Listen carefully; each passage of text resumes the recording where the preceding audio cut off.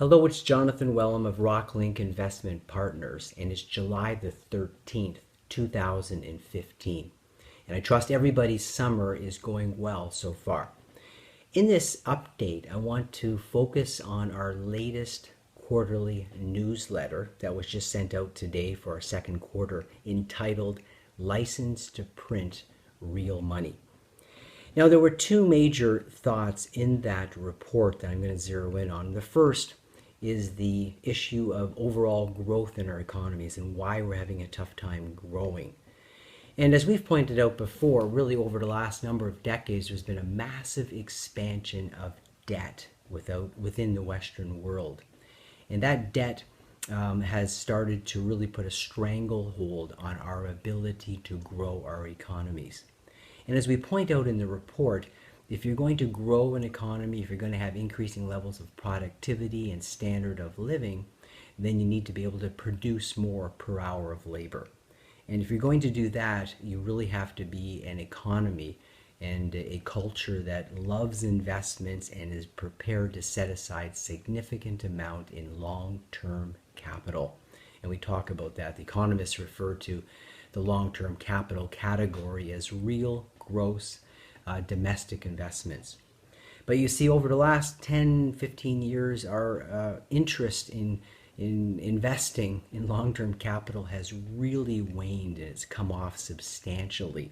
And we're starting to see the effects in a much lower growth rate throughout our economies. And so we talk a little bit about that. And so, part of the reason for that, we believe, is that the recent monetary policies of zero interest rates and the printing of money has really fostered a consumption economy.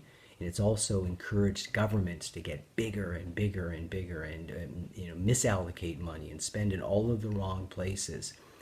But and this is a big issue. And for corporations, instead of investing in long-term capital, they've been encouraged to buy back stock and to increase dividends beyond rates that are quite reasonable.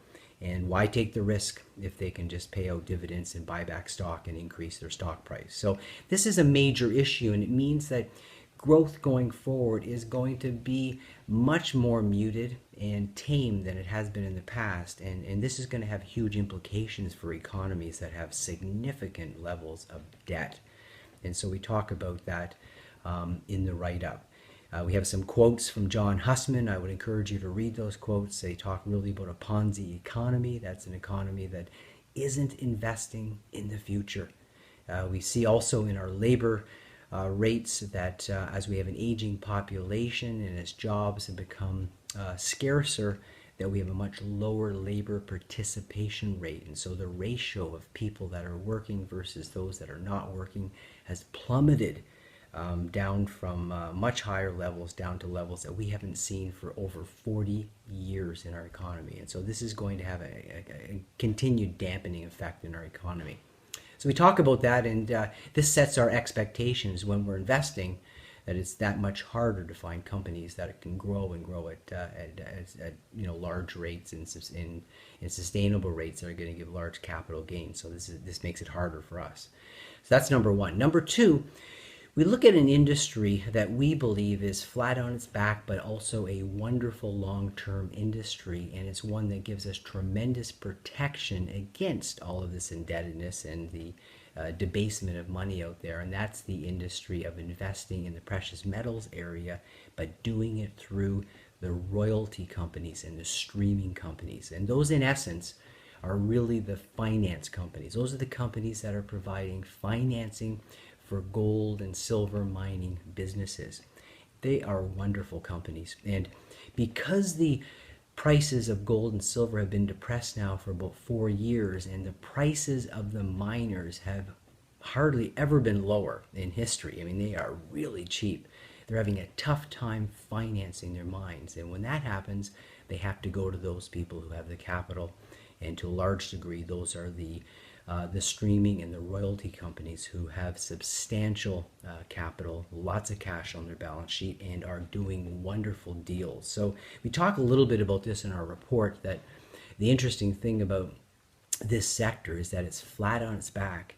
And when so many other sectors are high in valuations, we're able to come in and buy leading gold, royalty, and streaming companies and silver streaming companies at terrific prices. And so we mentioned the 4 companies that we have exposure to in various degrees, and it'll vary across different portfolios, but that includes Franco-Nevada, the largest and most profitable royalty and streaming company, Silver Wheaton, Royal Gold, and also Sandstorm Gold, which would be the smaller gold company involved in the streaming and the royalty business, but has been doing amazing deals over the last 6 to 12 months. We had the opportunity to actually talk to Nolan Watson, the CEO, and are quite impressed with what the company is pulling together. So here's a market where you've got finance companies with tremendous leverage on the price of gold and silver, with a lot of cash on the balance sheet,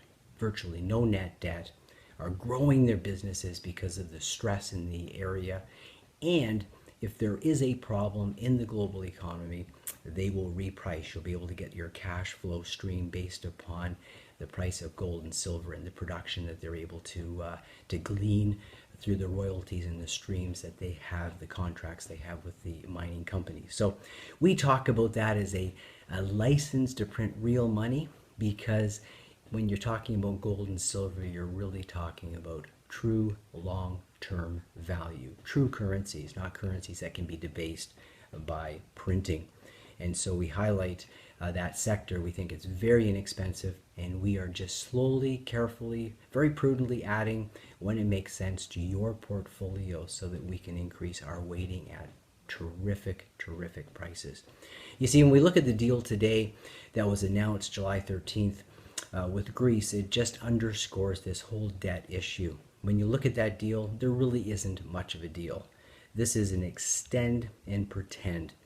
Ultimately, if Greece does jump through a number of hurdles, if it does sacrifice its sovereignty, if it hands over more and more power and assets to the EU, then the EU, that is the European Union, will simply extend their loans. They'll put them out on longer terms, they'll increase their duration, and they'll drop their interest rates.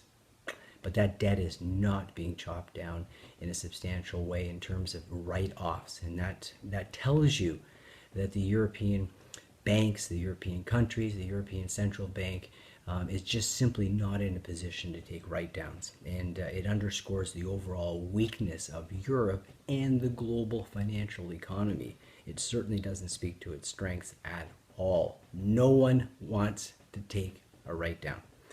And so we need to, again, protect ourselves in great companies, great businesses trading at very attractive prices, and that's what we continue to do, including the gold and silver royalty and streaming companies, and also across the other businesses that we buy, buying strong companies in good industries with very good balance sheets. And we're looking forward to volatilities. We really want to, caution our investors. We expect more volatility. We expect more choppiness.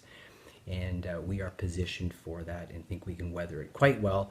And in fact, many of our companies go up against the market. So if you have any questions at all after reading the report, let us know. I trust it provides more information in terms of our thinking and the different opportunities that exist in the marketplace today. Thank you very much, and trust you continue to enjoy the summer. And again, please do not hesitate to call, email, or stop by the office if you have any questions. Thank you very much. Bye now.